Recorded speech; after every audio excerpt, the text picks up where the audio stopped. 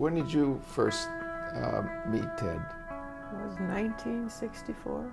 Mm-hmm. Really? Yeah, at Michigan State University in my undergraduate program. And he was the music director for the church that we attended, Sugden's, Howard Sugden's church. Yeah, sure.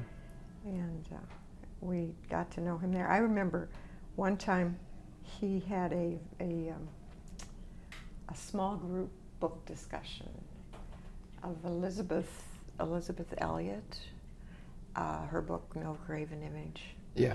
And I remember I read the book and I went to the small group discussion, and I was really mad because I felt that she had absolutely no right to trash missionaries the way she trashed them. And I had said so in no uncertain terms, because she had painted the missionaries in such dark colors, you know, and showing all their foibles. And I was not at a point, I was too Pollyanna, I guess, too idealistic to really admit, you know, that actually went on the mission field. And so it was a very interesting discussion with Ted, that first group meeting there, and that was one of the very first times I think I remember Ted specifically. Yeah. You know, we sat in on Ted's Sunday school class for college students. So not only was he the music director, but taught a college Sunday school class. But then we actually ended up teaching junior highs at South Baptist. And so we moved out of his class. So we had rather minimal contact in those days. But in 1971 or 2, he came to what then was Rhodesia. And he came to Rhodesia rather than South Africa because South Africa had apartheid. Yeah. And Ted was always a principled person, wouldn't participate in that kind of injustice. But knowing what I knew about him, I gathered up 3 other theological educators, and we drove from Durban, South Africa, 1,000 miles to what then was Salisbury, now it's Harare, in Zimbabwe. And there we had our theological education by extension course. And Ted taught us there. And I remember coming into his room, and he invited me in and says, "Have a seat." He says, "The only seat is on the bed." And I sat down, but he had his laundry hanging over the bed at the time, and it's dripping on me. And so there I am, trying to have this conversation and dodging the drips all at the same time. And he was totally, oblivious to the fact that it was raining on me. But anyway, I recall that he asked, "What are you learning these days?" And I began to talk about the confusions and the issues and the difficulties I was having making cultural transition, especially with regard to learning and people wanting only the rote memory kind of thing, and handing out their notes so they can repeat them back. You're familiar with all of that in Africa. And I said, "I just don't know how to teach so that some kind of learning can go on here." I said, "I'm just a mystery to me." And he says, "So what are you going to do about it?" And I says, "Well, I've been accepted at 3 theological schools, and so I'm going to do a PhD in theology." "Oh," he says, "you can do that if you want, but I don't think it's going to change anything." I said, "Why? What do you mean?" He says, "Well, you can go there, but you're not going to get any answers." He says, and I says, "Why not?" He says, "Because they're not asking the questions you're asking." And he says, "If they're not asking those questions, it's unlikely you're going to get any answers." That made complete sense to me as I dodged another drop. And so I said, "Well, who's asking those questions?" And he says, "Well, we are at Michigan State University." And that began the rest of the pilgrimage. Interesting. So it all started under his laundry. Do you remember, Dwayne, when we went out from the church as missionaries, and he talked to us before we left, and he said, "You know what, I'm not real happy about you going to South Africa. I'm afraid that apartheid is going to influence you in very subtle ways that will change you." And we were sort of forewarned at that point, and very careful and not to allow all the prejudice that we found when we got there to really impact our lives and our ministry. And we paid rather dearly for that as well. It was good. You know, it's interesting that some of your early contacts with Ted were in the framework of theological education by extension. Yeah. My first encounter with Ted was in 1968. I had just come back that year from 3 years of teaching in Bunia, northeast Zaire then. Mm-hmm. And I heard that there was, I'd been at a conference in September and knew something about TEE, and then I heard that in December there was going to be a conference at Wheaton College on this. So I went to the conference, and some guy named Ted Ward was leading. I'd never heard of him, but I can remember, I think he had black hair. He was about 38 years old then, young, strong, and he was sort of a brand new face on my radar scope. And he was talking about the split rail fence, you know, this analogy he used to about cognitive input being one thing, which you get in lots of schools, but then the whole issue of the practical application and use of this knowledge, and how do you bring the two together? Those were the fence posts between these two rails. And it's interesting how that, I think it was actually published the next year, how that little analogy was useful, well, not only to me, but to so many other people over the years, in trying to conceptualize what are we really trying to do. It gives you the big picture, and very, very productive. Yeah. That was my first contact, but I mean, all I did was just see him there. And then a few years later, in the late 70s, I was with an organization called MAP International Medical Assistance Program. And one of my, there was a Department of International Development in the organization, and one of my colleagues was a guy named Don Miller. He was one of Ted's doctoral graduates. Classmates. Okay. And we hatched up the idea of bringing in an advisory committee to sort of beat on our ideas and our activities and our plans. And so we identified 3 people, one of whom was Ted, and he accepted. So for 2 or 3 years, every 6 months, he would come in for a day with a couple of other guys, and we would try to tell him what we were doing or had done or trying to do. And then, you know, he's pounding on this and asking all these tough questions, and we're saying, ooh, yeah. And I can remember we were looking for models of how to do what we're doing. And somehow, when you're with Ted, little bits of wisdom just pop off. Like the split rail fence was one thing. Well, he said, when you're talking about models, remember that models are most powerful descriptively rather than prescriptively. Yes. So you can learn about what other people are doing through models, but be real slow about saying that's what's needed in this situation. You really need to develop something that's going to fit the situation. And boy, that concept of models being powerful descriptively and weaker prescriptively has been so helpful to me over the years. Yeah.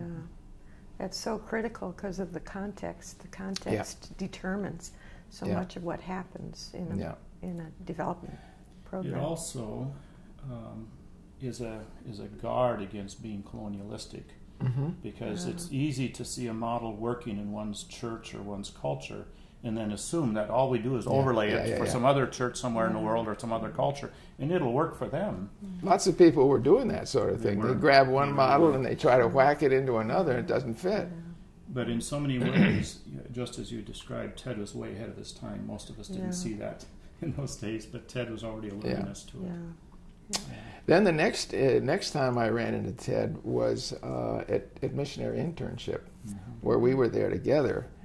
And this was a program of orienting new missionary personnel, providing them with cross-cultural orientation and language acquisition skills. Originally, it had been kind of a boot camp, I think, that R.E. Thompson had started back in the 50s.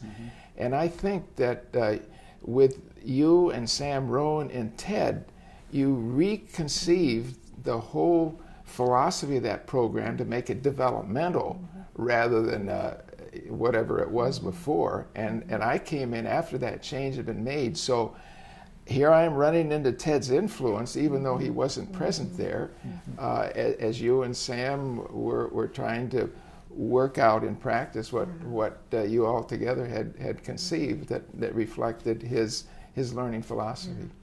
It was not only developmental, but developmental based on really good social science theory and cross-cultural communication theory. And all of us at that time, or various ones of us, but Sam and I most consistently, would trek up to Michigan State to take Ted's classes as well as other classes in our doctoral program. And then on the way back, we'd talk about what this would mean. So it was probably the most dynamic learning environment that went on, for me at least, for quite a number of years. But it wasn't, it had started out sort of as an anecdotal program. This is what I needed, and this is what I hear the stories tell us we need. But nothing that had a good theoretical base, and that's where Ted made a wonderful contribution to us.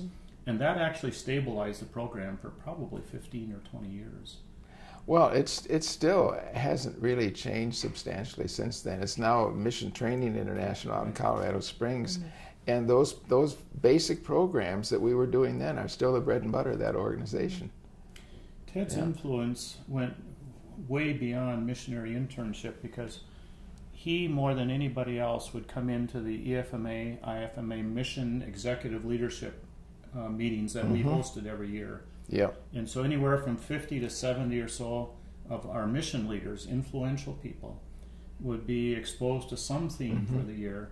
And Ted was often one of the facilitators, and very often had either significant ongoing roles, but oftentimes I saw his wisdom coming through at the end of the conference, and he would be given the last half hour, and man, he just to pull things together and say things that you say, I never saw it that way. I did, and it would make sense to us, and we'd walk away feeling like we were better equipped to do what God had given us to do. Sometimes boards of those agencies would invite him to come and speak to their board members. Ted has told me he thinks he has spoken to more boards once than anybody he knows. He would lay out a smorgasbord of ideas, and frankly, it was a little bit too spicy for a lot of them. But he had a chance to say what needed to be said, and even when people had trouble accepting his ideas, it still marked them. And often you saw changes downstream. Ted disturbed the status quo or historic categories more than anybody I've ever known. And some people could thrive and take the kernel of those stretching experiences and move with it. Others, I think, just said, okay, that's over. How do we continue doing what we've always done? Well, then, we went to, for missionary internship, my wife and I went to what's now Bethel Seminary of the East, a new model of theological education. And once again, I was only 2 years old. We were there for 7 of the first 9 years. But this model had actually, it was a church-centered rather than a campus-centered model, where all the students were involved in full-time ministry at the same time they were going to seminary, just in a sense like you were doing between MSU and missionary internship. It was a powerful model, and there was learning contracts involved, there was mentoring involved, and this dynamic discussion and evaluation of what was going on in the classroom and what was going on in their ministries was very powerful. And I've seen many theological seminaries since then pick up on this model. But it was the first president of that school, Glenn Blossom. Maybe you must know Glenn Blossom. We were colleagues of his at South Baptist. Because Ted and Glenn at South Baptist talked for hours about this new model, and then Glenn went out and actually founded the thing with his colleagues, and I came in a couple years later. So once again, I mean, it's not that Ted was following him out. He was there before I was, and I keep tripping across his influence in these really interesting ways. One of Ted's greatest influences on many of us, but I speak from my own context, is how to do a better job of teaching so that people are more likely to learn. Mm-hmm. Way before it's become popular, Ted was concerned about what does good learning look like, and then how do we teach that produces a positive, developmental kind of learning experience. And one of the things that Ted was always especially good at was what Leon Festinger calls disequilibrium, or Jack Meserole in terms of today's literature. Disorienting dilemmas. The disturbing of our categories, the way in which we're thinking. Jesus did it all the time when he would say, "You have heard it said unto you, this is the way you've always believed, but now I say unto you." The kind of the challenging of our assumptions. And Ted was always doing that. And I don't think he realized the degree to which he was disrupting our comfortable status quo. But in so doing, the people who were ready to do some thinking and open to change found a pathway by which to move forward in their thinking and to make the kinds of changes that accommodates us closer to what reality is, brings us closer to Jesus' own thinking, if we put it in more biblical terms. And Ted's ability to do that on a consistent basis was always something that I valued, even though it was discomforting at times, disquieting. You couldn't sleep at night. Sure. Sometimes you wanted to curse the character because he's messing with your head again. Yep. Just when you get things right, he says, "Hey." That was my experience. I would go over to have an appointment with him, and I would lay out a whole scenario of my thinking, and he would take the other tack, and he would just, sort of disintegrate and destroy it. And then I would go home and I'd think about it, and I'd do a lot more writing, and I'd come back for the next interview and I'd say, you're right. I see where you're right, and I see where all these things. And he'd come back at me with my first original thinking, and show me where that was valid as well, and I was like, wow, and it was just this constant re-evaluating of your assumptions that was so wonderful in my graduate program, because it really opened a whole new world, and it really taught me how to think in new ways and new categories. It was just very, very helpful. At the same time, he was a great consultant. He is a great consultant. But in most of the encounters I've had with him, I've gone away not feeling dependent on him. I've felt that he's given me something to work with. For example, the mindset of asking, how do people learn, before I try to figure out how I want to educate them or how I want to influence them. It's that kind of a question becomes almost instinctive after you've been under Ted's influence, and you realize how powerful it is. And that has Ted, at a more personal level, I felt like he was interested in me personally. I felt it was interested in what I was trying to do, and he had a way of making you think, even though he'd whack your ideas and bang on you and all this sort of stuff. At the same time, I always went away feeling that he believed I could be successful. Right. And that optimistic spirit that he left me with always enabled me to leave these encounters or these seminars or wherever it was I ran into him with some new ideas and feeling, yep, I think I can make some things work here. And that's almost an intangible, but I think it's part of his belief in people's ability to really sort things out if they're aimed in the right directions. I was accustomed to going to experts for answers. And in the early days, that's the way I saw Ted. And he frustrated me no end because he never gave answers. And so I'm kind of saying, how do you earn your salary around here? You never give answers to anybody. But what he did is he provided people and myself a framework.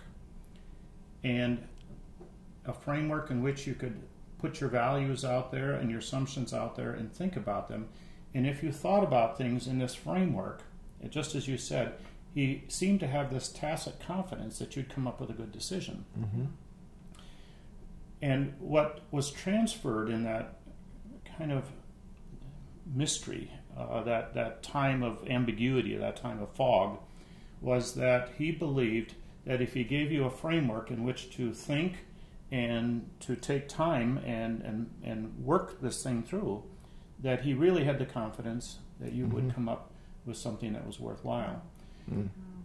But in the process of doing that, he trusted us to exercise the kinds of mental disciplines that would stand us well for the rest of our life, and hopefully that we could transfer to others as well.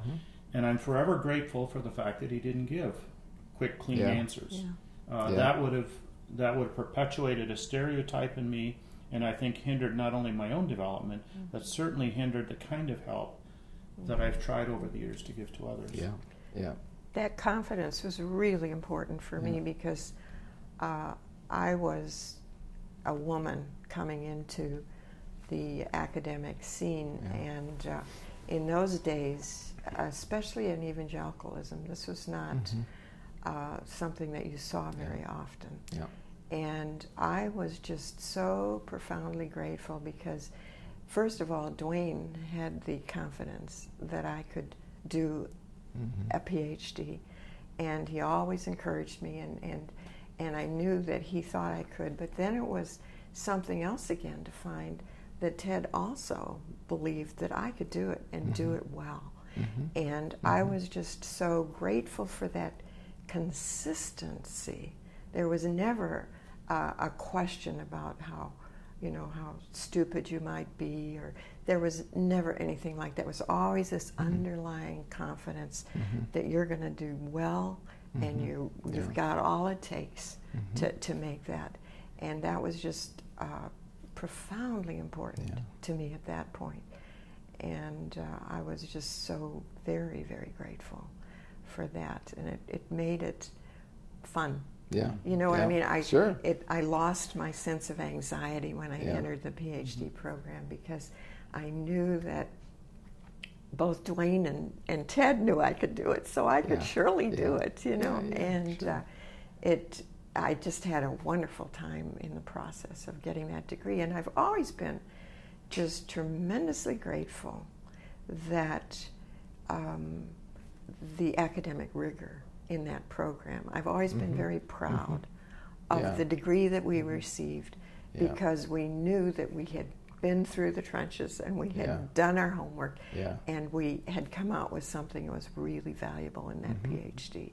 And I was just very grateful for that, because it opened a whole other world for me. I went on to teach at Wheaton and Trinity, and I was the health director for World Relief for 7 years, and that confidence continued to push me on. I had a lot to learn, but I had that underlying sense that, I can handle this too with God's help.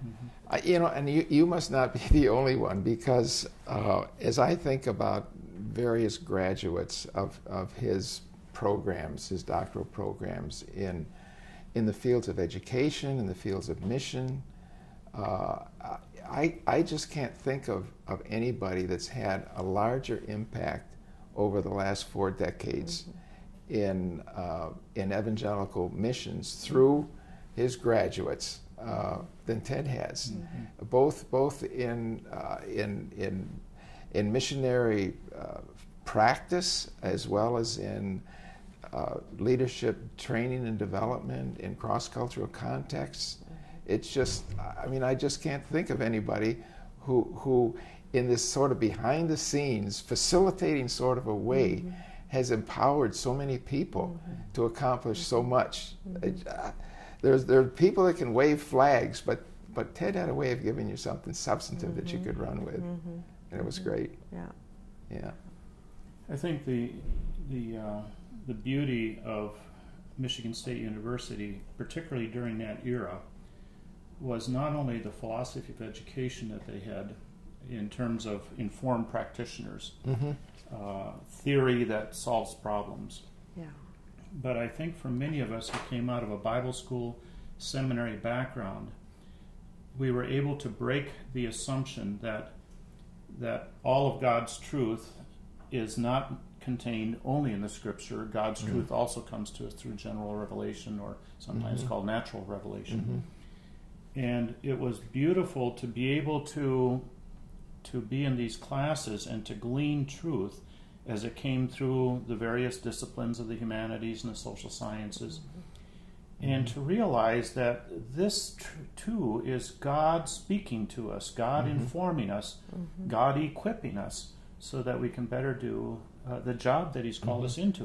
There are skill sets, there's knowledge sets, there's attitudes, all of these things that help to shape the whole person. And the profs at Michigan State, I think, were in many ways, for the most part, as dedicated as the profs that I had in my Bible school and seminary program, but seeking truth from a different source. And then when the two come together, the beautiful challenge, I think the wonderful challenge of seeing how they synergize. And they often did so wonderfully. And, you know, the kind of the lifelong struggles to continue to discern truth from both directions. But Ted opened up that whole world of natural revelation by his position in I remember how you used to come home from your classes and be so excited about the view of the Scripture as it impacted and gave you insights into general revelation. It was just a whole very exciting process. And vice versa. You know, the whole issue, as I mentioned earlier, of disorienting dilemmas or disequilibration or disturbing of categories. All of a sudden, all of what Jesus did in the Gospels made sense to me. Why was He shaking their categories? Because they weren't seeing reality as He wanted them to see reality. They weren't practicing their faith as He was wanting them to practice their faith. And Ted was phenomenal at his ability to ask questions and provoke thought and make you look at things in fresh ways, in new ways. And I agree, he just was very comfortable with whether he was working with data from what you might want to call general revelation, as well as he had wonderful insights into the Scriptures when he would do meditations on biblical passages. You saw things you hadn't seen there before, and it was a wonderful synthesis of these two dimensions.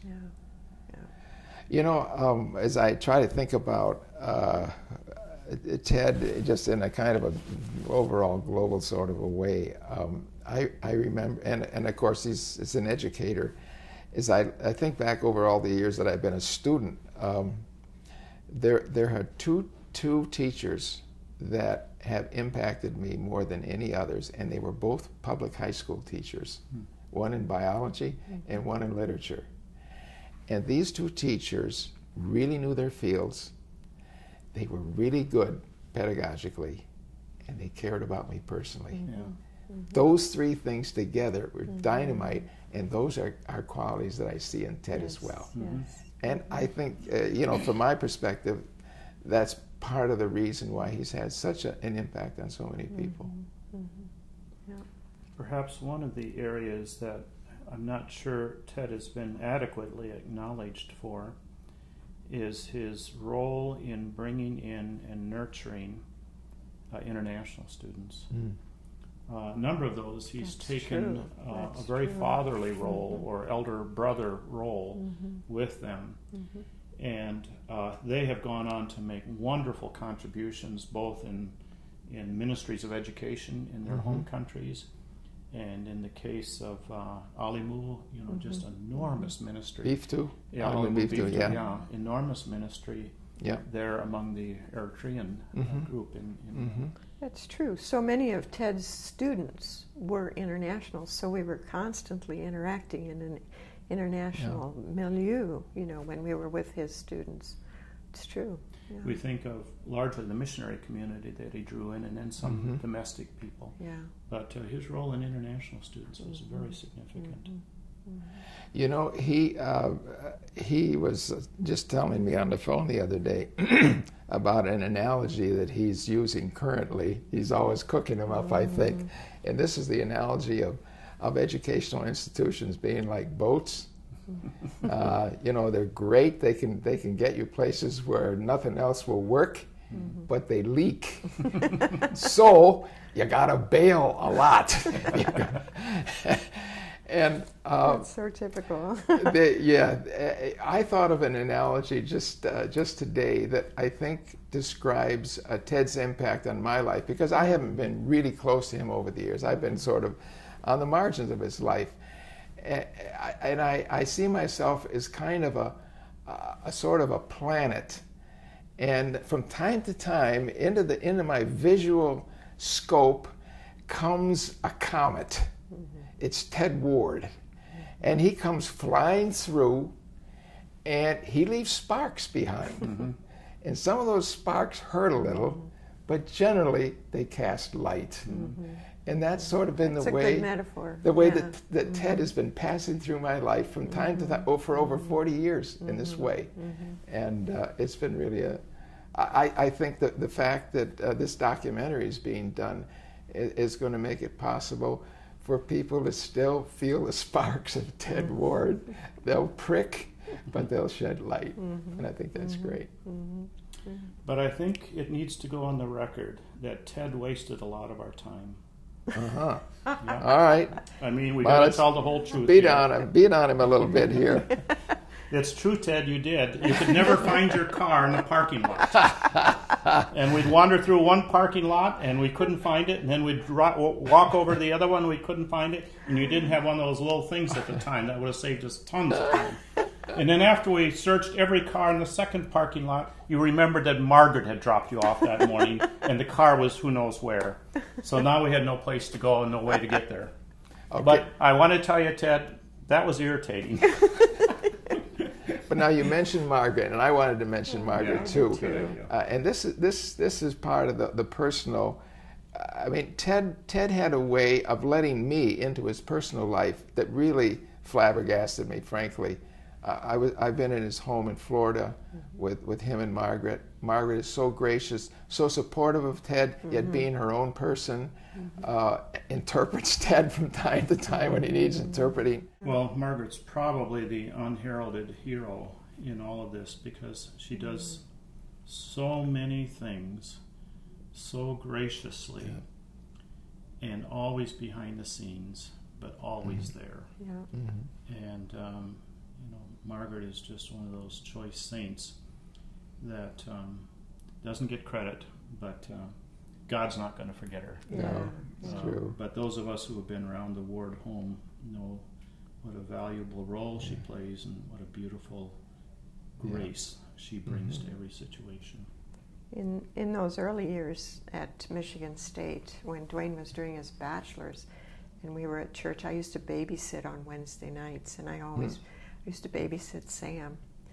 And it was just so much fun, because there's only 2 or 3 kids in the group. Sometimes it was just Sam.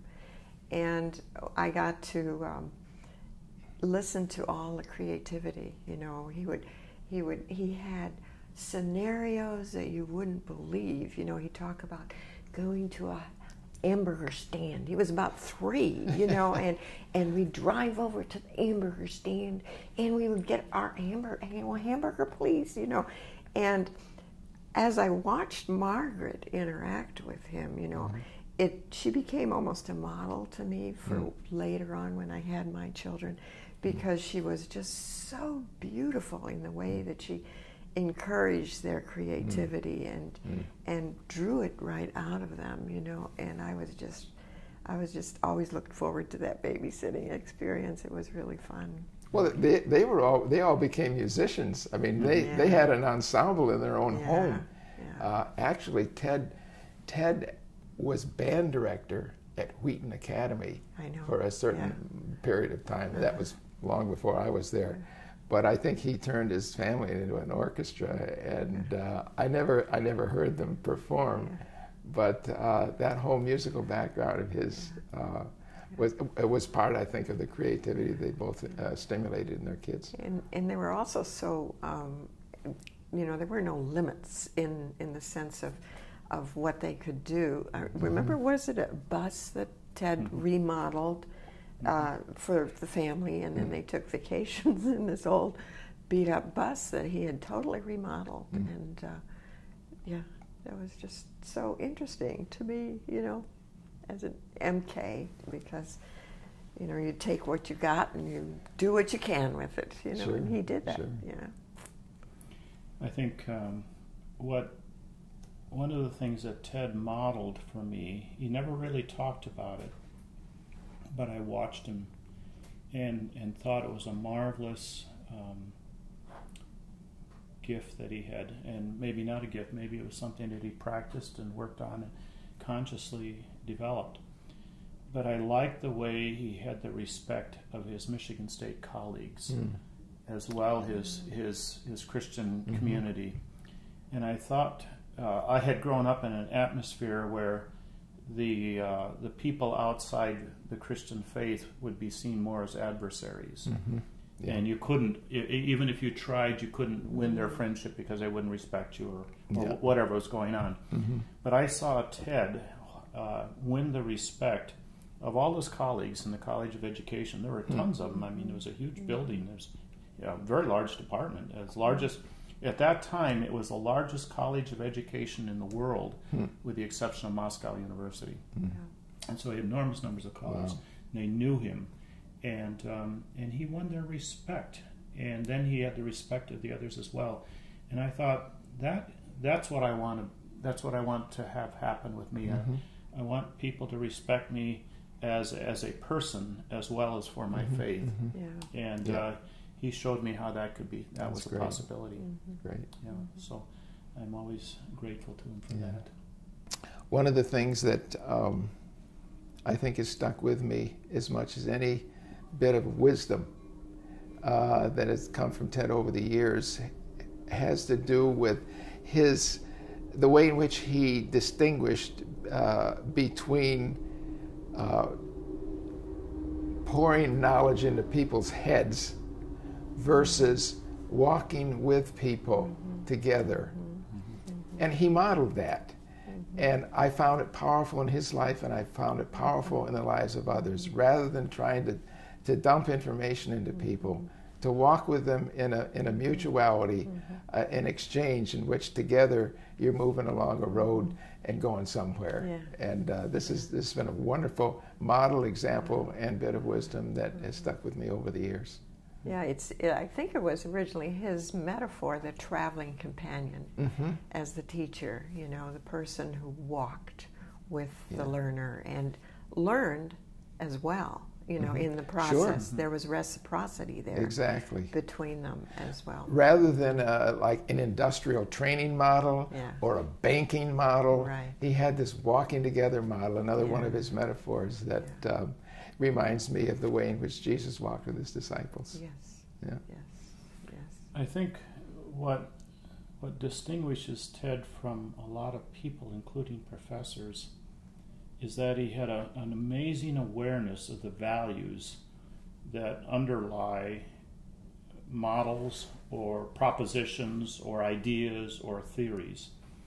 And he seemed to be keenly aware of his own values, which allowed him for a kind of a almost immediate evaluation or discernment of whatever was happening around him, and then being able to speak into that situation because he was so aware of his values. But then he, as you suggest, practiced his values so consistently that the values were who he was. It's not values that he tried to portray. It's who he was. And that's what made for a wonderful consistency in Ted. And I think it was his ability to see values which provided him then with the evaluative capacity or the discerning capacity that was so characteristic that I love to watch and have tried to follow to a degree. Speaking of bits of wisdom that sort of stick with you, at one point I was talking with a friend of mine. This is during my program, and I just asked her, I said, you know, what are your goals for the next 5 years? And it just really discombobulated her, because she wasn't someone who was thinking in those categories. She was not in an academic program. She was a mother with children, etc. And I was, you know, coming from my framework, and I felt badly that I'd sort of put her on the spot, you know, well, I have goals and you don't, sort of thing. And I was discussing that with Ted at one point, and I told him what had happened and how I'd made her feel so uncomfortable. And he said, well, you know, and she was very close to me. He said that the difference is between the distant voice and the near voice. And he said, you're the near voice for her. And so it's not often easy for her to hear. But had it been somebody further removed from her immediate frame of reference, she might have heard that quite differently. That's an interesting point. And I've thought about that so often, and I've often shared it with students and people that I've been talking with, because the close voice, you know, is the near voice is hard to hear sometimes because the people are so familiar to you. Yeah. But it's the distant voice that can often speak in, and that's probably why he was so good as a consultant, because he was a distant voice coming in and able to speak into a situation, and there wasn't all the daily, you know, things going on in the relationship that you have with the near voice. Now, you were 6 years with World Relief, right? Did you have any contact with Ted during that period? Did that influence you in any way? Did he? I did, in the sense that I didn't spend a lot of time with him once I sort of peeled off into World Relief, because he was busy at Trinity and I didn't see him that much. But I was deeply grateful for the foundation that I'd gotten, both at Michigan State in community development, and then he made it possible for me at Michigan State to go to Wheaton and take his community development course in the summer. And there's where my eyes were just open to all the community development principles. And so those principles became very foundational for me when I moved into my work with World Relief.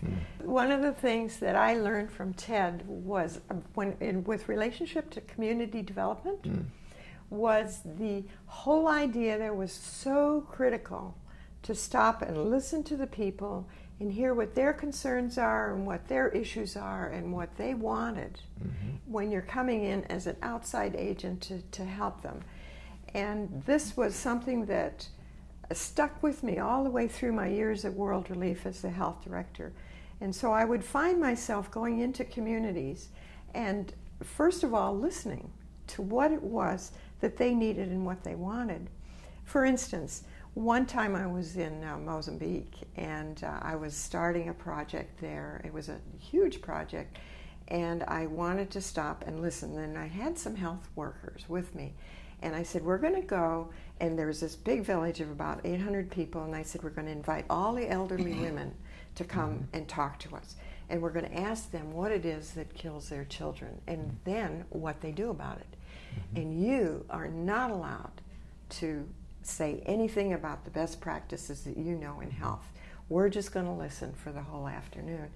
And so we went to this, and there were about 80 women sitting there on the ground. And then, of course, we had the men who were the leaders in the community sitting here, and then those of us that were coming from World Relief sitting here in front. And after the niceties were over, I started out and I said to these women, we don't know what it is that kills your children, and we don't know what it is that you do about it in response to that.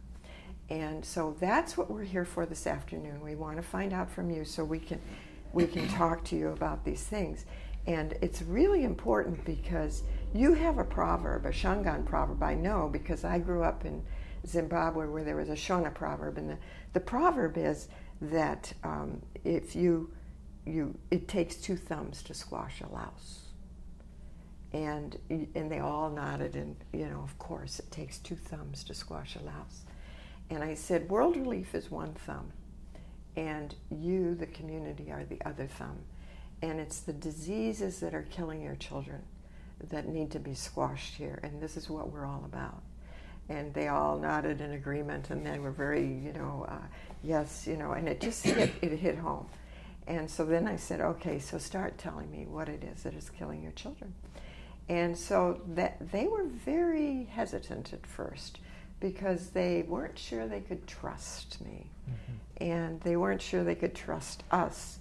And I had said to the health workers, they said they're not going to tell you anything. This was before the meeting. And I said, why not? And they said, well, because they're used to whites and Western educated people coming in and laughing at all the things that they do in response to their diseases. And I said, well, they started, and every time some woman would stand up and start talking, we would, listen very carefully. And they started telling me some of the most amazing things as we sat there, telling all of us. They went on and began to tell us all kinds of things. They went out and they brought us leaves from a tree, and they said, this is what we cook up for babies when they have diarrhea, and these are the things that we do. And it was a marvelous afternoon because we got so much information about how they responded to illness and what these illnesses were. And then what we did later was we took all of that information and we put it into a curriculum. It was a wonderful way to begin to then contextualize the curriculum to their beliefs. As I think about it, it's this whole idea of listening to people became the foundation of all of my work in World Relief and the programs that we developed, because we learned some amazing things from those women and the communities that we talked to. And that, to me, is the basic and most important principle in community development, is to hear from the people themselves and to understand what they need and what they want. And it was Ted that sold that idea. And Ted was the one that, in that community development course that I took at Michigan, at Wheaton, and transferred back into Michigan State. That was one of the main ideas there too. Yeah, and then of course it was in the literature as well. And so, but it was very helpful. Yeah. What I think that we have to express to Ted our appreciation about is that he's brought much of this philosophy to our Trinity Educational Studies program. Yes. And so I regularly find myself advising students much the way in which he advised us and said, what is it that you want to do down the road? And then what are our options now that will best facilitate that journey that you're on? And how can we help you accomplish that? And that, again, goes back to your earlier statement about how much he respects the individual and how much respect he's got for the educational process. What I've discovered over the years is that Ted rarely criticizes anybody's answer. What he does is he tries, if it's something that doesn't quite fit the flow of things, he may often reshape it and say what he thinks the person was saying, and does it with such wonderful clarity that the person, oh yeah, that's exactly what I was trying to say. But the beauty of that is that communicates that you can, even if you say it poorly, it's okay with me. It's safe. It's safe to say it. Yeah. Exactly. Yeah, that's great. And when that safety, then it gives permission for everybody, even the person who considers it high risk, to speak, to be able to do so and not feel the possibility of rejection or embarrassment. Wasn't it Ted that first said, if you're going to try something new, it's fine to do it poorly the first time? If you do, anything worth doing is worth doing poorly at first, right? Time. Yeah, that's the idea. First time, yeah. So we practice that pretty regularly. Sometimes we use that as a convenient excuse. But that's true. I mean, the whole issue of kind of a theology of failure. Yeah. Yeah. And it breaks the anxiety. You know, it stops that because you've realized, well, this is my first crack at it. And the capacity to learn from that. That's right. And to realize that you don't give up because you blow it once. Wherever we travel in the world, and we've done a fair amount of that, people learn one way or another that we're part of the Michigan State community, and that's been a big piece of our background, our educational history. It's almost always part of the introduction wherever we are. And invariably, 1, 2, 3, 5, or 6 people come up and say, "Do you know Ted Ward?" And this has been just amazing. Virtually anywhere in the world, people are asking us that. And so, Ted, to let you know that you are known around the world, that you are recognized, and you are recognized for the contribution that you've made to education, to community development, to the lives of people, and that your legacy continues to live. And then I think at a yet even more personal level, to just say how much I owe to you, Ted, for the way in which my life has been shaped by your values, and hopefully all of that is not only a tribute to you, but also a way in which I want to honor the God that we both serve, that we both love, and that the God that we both love and serve will be, you will find to be very faithful and loving and tender now as we all continue to live out the days He gives us. So. I too am just profoundly grateful for the whole world, career-wise, that Ted opened up to me, and the competencies that I learned from him, and the sense of confidence I can have now in the workshops or consultations that I do. I'm just so grateful for that legacy. And it isn't just the skills that I've been taught, but it's been the values that undergird those skills. And I thank the Lord often for bringing Ted to South Baptist Church and us to South Baptist Church, where we met him in the first place. And then the journey that we've had together, you know, academically. And then when I went to, you know, Michigan State, and I mean to Trinity, and actually got to teach 3 of Ted's courses, it was like, what big shoes I'm stepping into. But it was a wonderful experience because I had the background, I had the ability, I had all I needed to carry on. You know, I'm sure I didn't do it half as well as he did, but I was just very, very grateful for that opportunity. And my prayer for Ted and Margaret in the days ahead is that they will have the courage to face what's ahead, as they've had the courage in the past. It's been enormous courage that Ted has faced his physical disabilities with, and it's been an example right there to us when that sort of thing happens to us. And my prayer is that God will give them the courage to live out with joy the days that God has given them. And I'm praying that they have lots more, many happy returns of this year. That's great. You know, my life has been blessed personally, professionally, spiritually by Ted in profound ways. And I'm reminded of what the Apostle Paul said, I think it's in 1 Corinthians chapter 4, when he's getting criticized. And he said, I don't care about that criticism. I'm, you know, paraphrasing. I know what God wants me to do.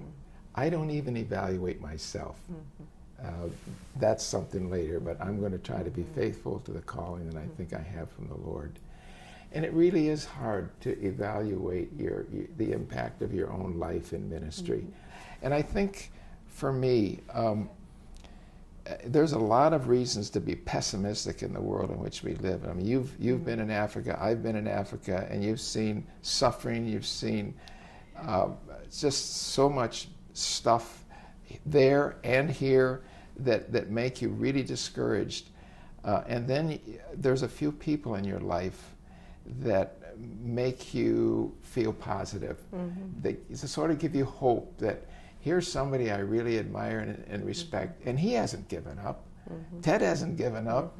He's still, you know, plodding along. You know, I plod, he dances, I think. But at any rate, just to have somebody like that in your life and on your radar screen and within your friendship as a way of giving you courage, giving me courage to keep taking the next steps that I think God wants me to take.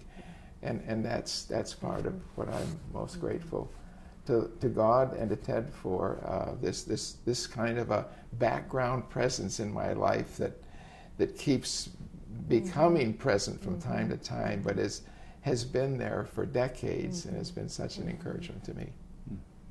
I think too that one of the things that's happened to us at this stage in our life is that we are experiencing our students coming to us and saying, oh, I'm so grateful for what you taught me here or here or here. And so often I'm able to say, but I'm standing on someone else's shoulders, and it's for you now to stand on my shoulders, and, you know, because of the legacy that we've received from him. And they wouldn't be saying those things if it hadn't been what we had learned from Ted. And so it has been an enormous impact on our careers and our personal lives, and it's been really wonderful to know Ted and Margaret.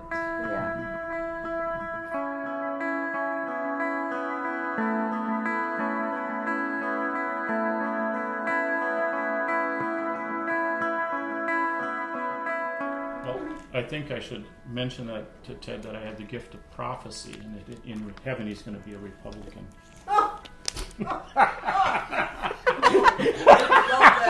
Listen, you know what Ted told me? I almost went on tape with that, and I thought, maybe not. I mean, talk about wrecking everything. Those red lights are still on. You're still on tape. You know what Ted told me in 1990? Chrysler's going to go bankrupt. Yeah, he did. But he thought it was going to happen a lot sooner than it did. So he loves to prognosticate. Yeah, he does. Sometimes he's right. When we were teaching here at Wheaton in one of the summer institutes of mission somewhere in the middle 70s, late 70s, when was it that Nixon resigned? Whatever that year that was. Not soon enough. 1974. Ted was talking about how if we're going to have workshops, we have to create something memorable. What he was talking about, this idea of disorientation or something that catches people's minds, makes them stop and think and reflect. So that night, and that point, I remembered. I said, you know, how do you make things memorable? That's a good idea. Got to remember that. That night, we're all watching the television down in the basement of Smith-Traber Hall, right over here on Wheaton College campus. And Richard Nixon resigns. And so I go over to Ted and I say, how in the world did you pull that off? I says, that's big. He says, yeah, it took a little doing. I says, how are the rest of us supposed to keep up with that? He says, that's cute. Work on it. but somehow those juxtapositions seem to keep happening with Ted. And how does it?